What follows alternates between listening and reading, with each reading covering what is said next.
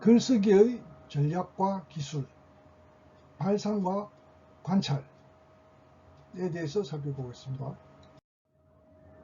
상상력이 힘이다. 첫째, 온몸으로 생각하라. 세심하게 관찰하라.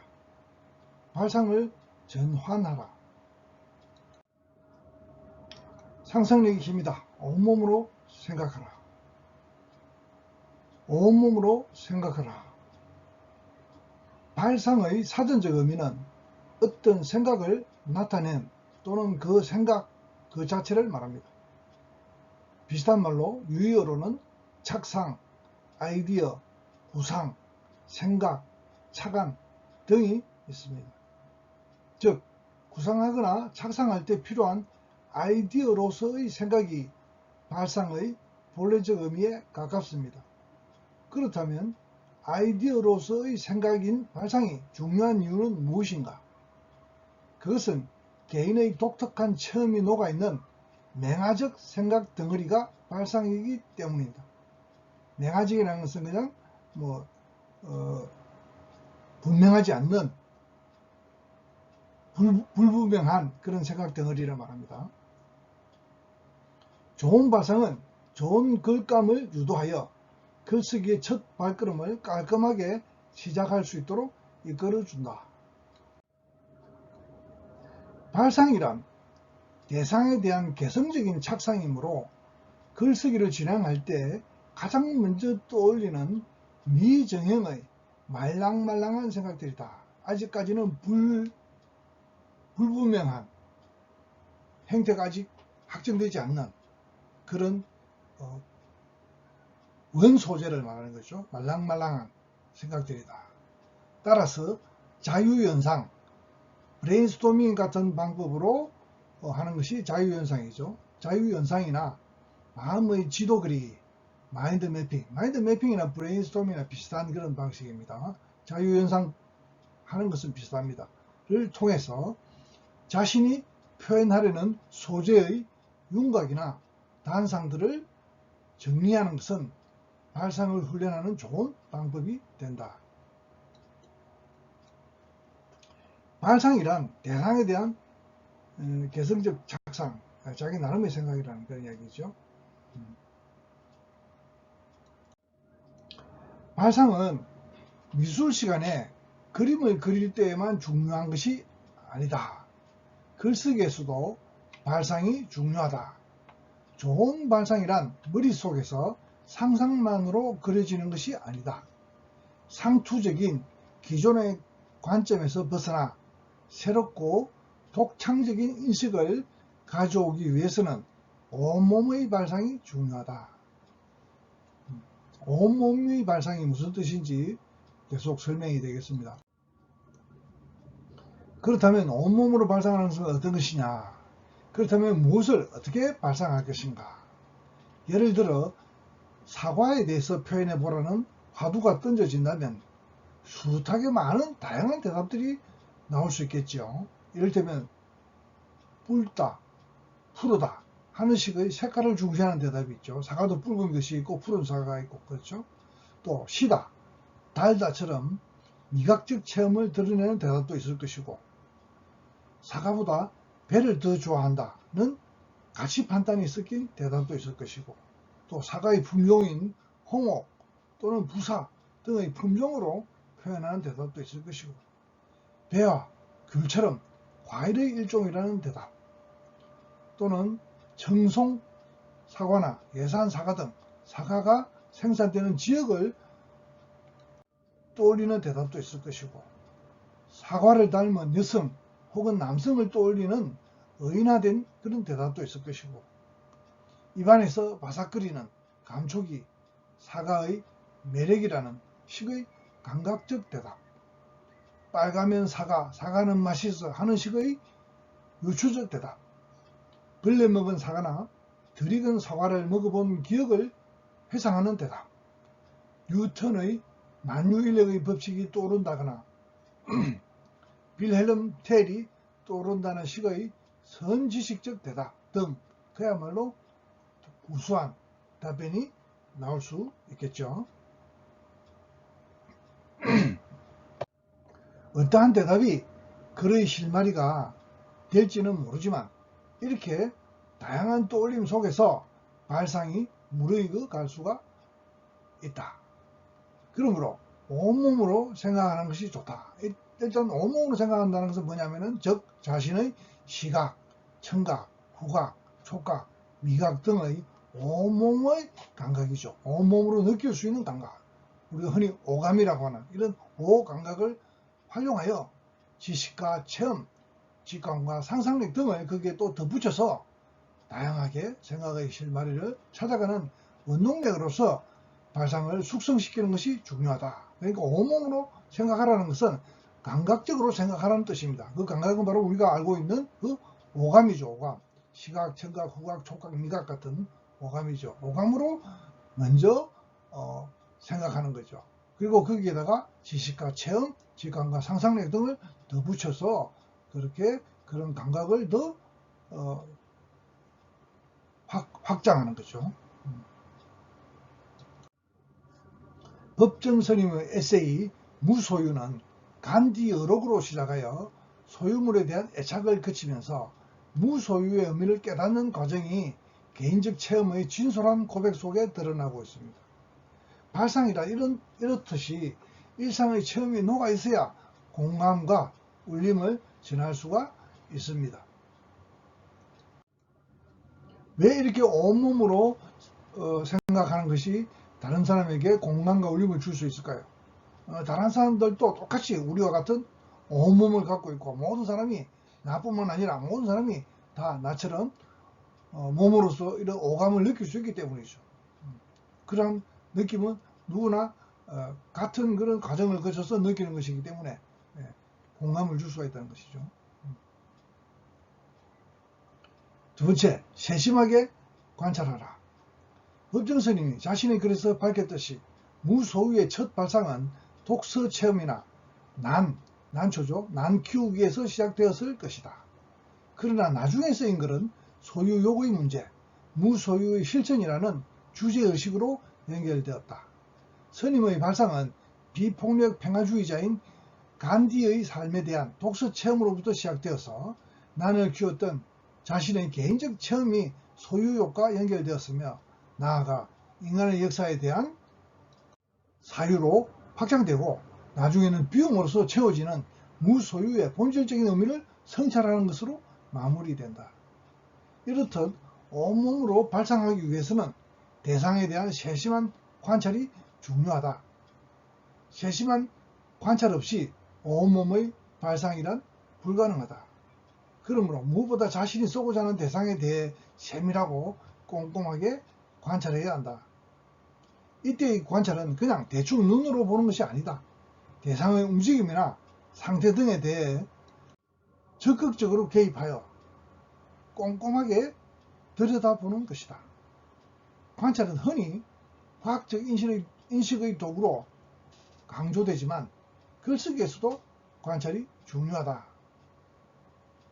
관찰은 호기심이 전제되어야 하며 대상에 대한 관심과 애정이 동반될 때 관찰하는 행위가 창조적 발상으로 이어진다. 물론 과학적 관찰과 글쓰기에 필요한 관찰이 목적과 방법은 다르겠지만 과학에서도 글쓰기에서도 우리는 대상에 대한 어떤 창조적 발상이 필요합니다. 그렇죠? 마찬가지입니다. 관심과 애정의 크기가 커질수록 반복적인 관찰을 통해 처음과는 다른 새로운 성찰적 깨달음을 얻을 수 있기 때문이다. 그러니까 관찰은 아주 꾸준하게 깊이 있게 그렇게 반복적으로 이루어져야 된다. 그런 뜻이죠. 그냥 겉만 훑고 지나가는 그런 관찰로서는 대상에 대한 깊은 그런 이해가 이루어지지 않겠죠. 생각의 탄생의 저자인 루드 번스타인 부부는 무엇을 생각하는가에서 어떻게 생각하는가로 생각의 패러다임이 변화해야 한다면서 상상력을 학습하는 13가지 생각 도구를 제시했는데요.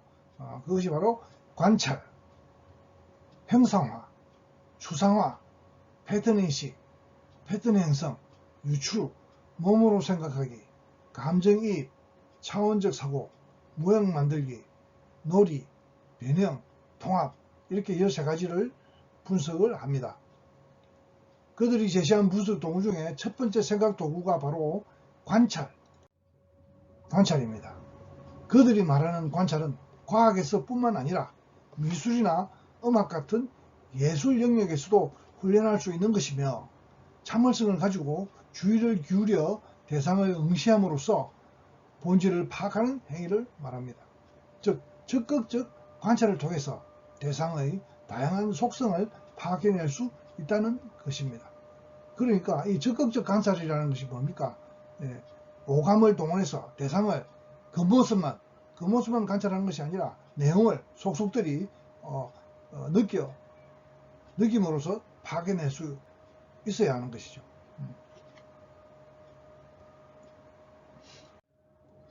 모든 지식은 관찰에서부터 시작됩니다.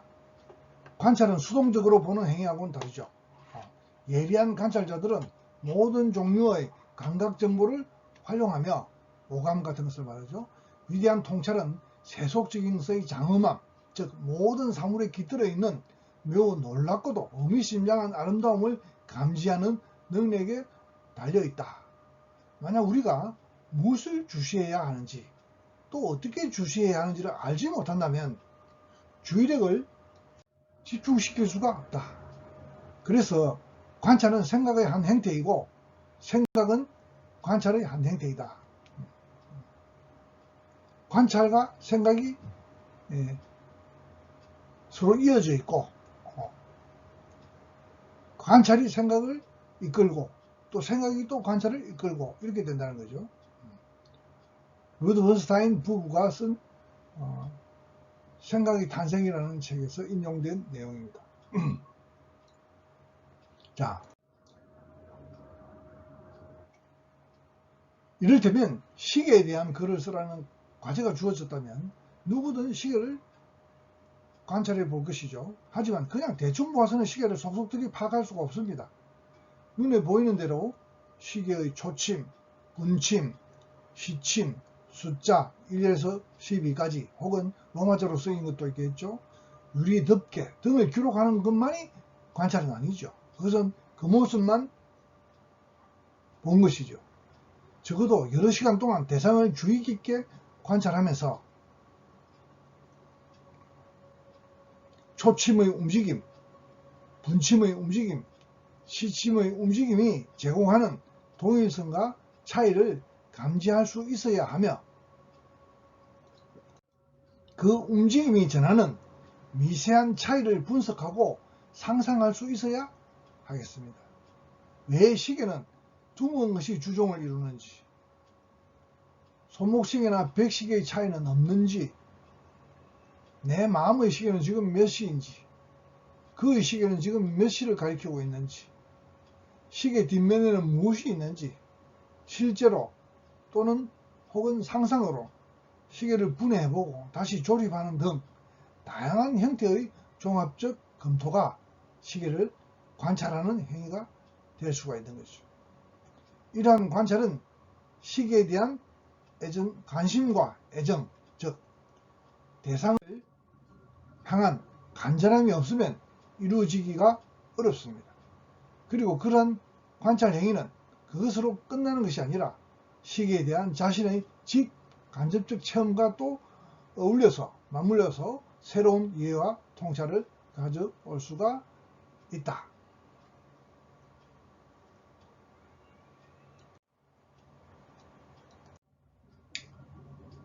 유홍주는 나의 문화유산 답사기 서문에서 조선시대 학자의 말을 빌려 사랑하면 알게 되고 알면 보이나니 그때 보이는 것은 전과 같지 않으리라고 하면서 문화유산에 대한 관심과 애정의 제고를 말한 적이 있습니다.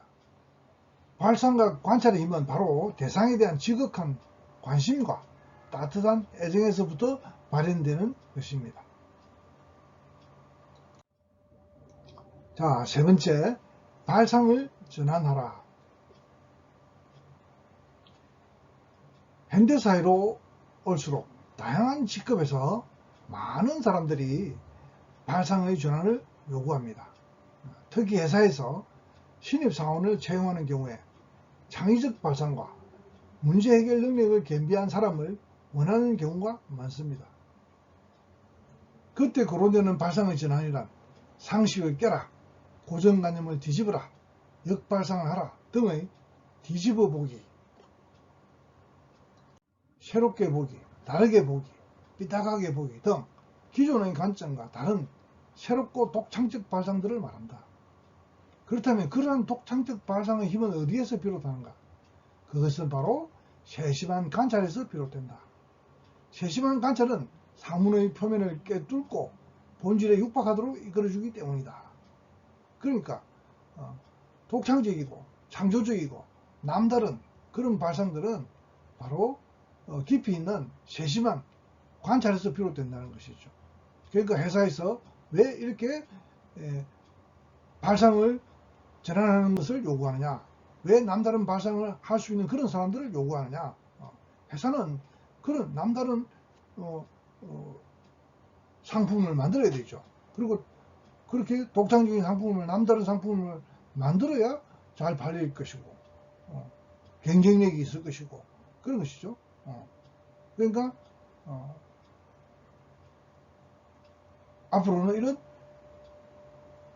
독창적 발상들이 바로 상품이 되는 것입니다. 그래서 발상을 전환할 줄 아는 사람이 필요한 시대가 된 것이죠. 그러나 세심한 관찰만으로 자족해서는 안 된다. 그 정도 관찰만으로 만족해서는 안 된다는 이야기죠. 발칙하게 상상하라. 아주 발칙하게. 젊음의 특권은 불굴의 도전 정신에 있다. 그러니까 발상을 전환하고 단순한 관찰만으로, 단순한 전환 정도로는 안 되고 아주 독특하게 그렇게 발상하라, 그런 뜻이죠. 사물이나 대상을 무비판적으로 수용하는 것이 아니라 자신만의 새로운 관점으로 들여다보는 것, 그것이 바로 발칙한 상상으로서의 발상과 관찰이다. 그러니까 무조건 딴지를 걸어보라. 왜 그럴까? 과연 그럴까? 정말 그럴까?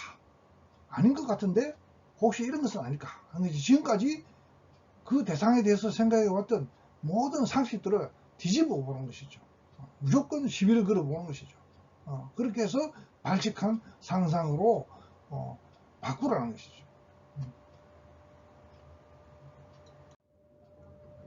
지속적으로 물음표를 던짐으로써 문제의식을 확장하는 것이 발상의 전환을 가져올 수 있다. 다음에 제시될 시는 대기업의 광고 문구를 인용하여 패러디한 뒤에 지구를 파헤치는 대기업의 생각 에너지가 지닌 허상을 비판하면서 진정한 생각 에너지는 지구를 자신의 몸처럼 생각하는 친환경적 태도에 있음을 발상의 전환을 통해서 강조하는 글입니다.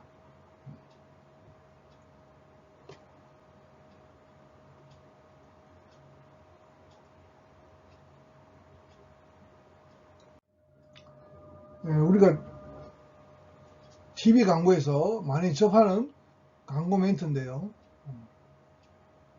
아무리 파도 기름이 나오지 않았다.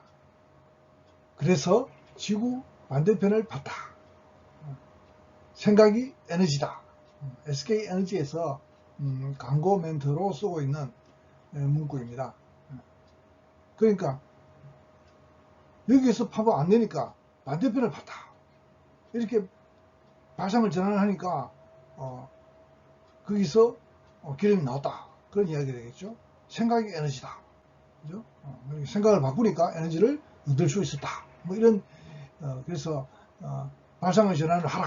뭐 이런 이야기인데 그 밑에 나오는 이야기는 또 그런 그 광고 문구를 완전히 바꿔서 친환경적인 멘트로 바꿔놓은 사례가 되겠습니다. 아무래도 사람들 생각이 바뀌지 않았다. 아무리 봐도 기름이 나오지 않았다고 같은 문구죠. 그것을 완전히 바꿔놨습니다. 아무래도 사람들 생각이 바뀌지 않았다. 그래서 텔레비전 반대편을 보았다. 그러니까 이 TV의 광고로 나오는 것이기 때문에 이게 TV가 나오겠죠. 그래서 텔레비전 반대편을 보았다. 맞다. 생각이 에너지다. TV에서 광고로서 자꾸만 이런 것을 강조하니까 TV 반대편을 보았다. 그런 이야기가 나오죠. 실제로 TV 반대편을 보아봐야 아무것도 없습니다. 맞다. 생각이 에너지다. 그래서 나는 생각한다. 지구를 그만 파야 한다. 그만 파야 할 뿐만 아니라 생각이 에너지라는 생각이 팠던 지구의 저 수많은 구멍들부터 막아야 한다. 그러니까 저 위에 있는 그 SK에너지의 광고 문구가 발상의 전환을 요구한 것인데, 이 친환경 문구는 저 문구를 또 완전히 바꾸어서 친환경 구호로 바꿔놓은 것이죠. 지금 지구 반대편으로 달려가 구멍을 뚫고 기름을 뽑아 올리는 생각은 새로운 에너지가 아니다. 그 정도의 발상을 가지고, 그 정도는 새로운 에너지가 아니다는 이야기죠. 물론 여기서 말하는 에너지는 뜻이 비유적인 뜻이 되겠습니다. 그렇죠? SK 에너지에서 말했던 에너지는 그냥 기름이라는 뜻 그대로인데, 여기서 말하는 에너지는 좀 더 비유가 다르죠. 더 문학적인 비유가 된 거죠. 친환경 문구를 만들기 위한 더 문학적 비유가 된 것입니다. 지구에게 잘못했다고 용서를 비는 생각이 진정한 에너지다. 아무래도 잘못했다는 생각이 안 든다? 지구가 곧 내 몸이라는 생각이 안 든다? 그럼 그때 자기 몸의 반대편을 파보라. 그때 자기 마음의 안쪽을 보라. 이제 생각을 해보라는 뜻이죠. 에너지를 지구 반대편을 파서 석유라는 기름이라는 에너지를 구해서 부자 될 생각만 하지 말고 또 생각을 바꿔서 그렇게 기름만 찾아다니다 보면은 그것이 바로 지구의 환경을 오염시키는 것이다. 뭐 그런 것으로 생각을 바꿔보라는 뜻이겠죠. 그게 바로 이 말이죠. 지구가 곧 내 몸이라는 생각이 안 든다.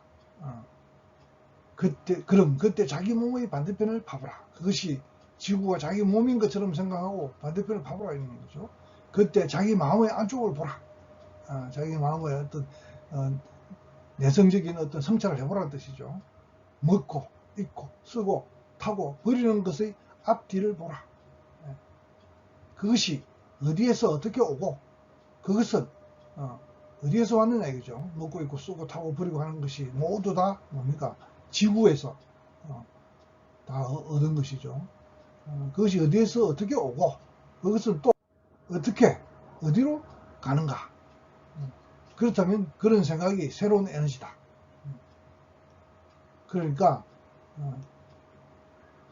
기름을 파내기 위해서 지구 반대편까지 엄청나게 많은 지구를 파는 그런 것이 얼마나 우리의 그 먹고 입고 하는 그런 그 삶을 위협하고 있느냐, 뭐 그런 뜻이죠. 이렇게 생각을 바꾸는 것이 새로운 에너지다 이런 뜻이죠. 이 새로운 에너지는 그러니까 친환경에 대한 생각의 에너지겠죠. 그렇죠? 그리고 그런 생각은 새로운 생각도 못 된다. 그렇죠? 지구 반대편을 파라는 그런 생각은 새로운 생각도 못 된다. 그런 뜻입니다. 이문재 씨의 그래 생각의 에너지다 라는 글이라고 합니다. 현장 비평가가 뽑은 올해의 좋은 시로 현대문학에서 2008년도에 선정한 글이군요.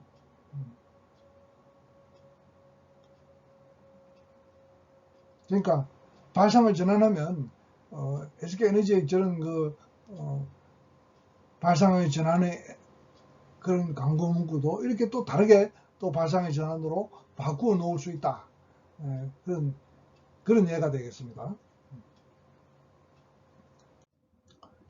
이상입니다. 질문사항은 밴드 질답 채팅을 이용하고 이 클래스 질답 게시판과 문자로 질문을 해주기 바랍니다.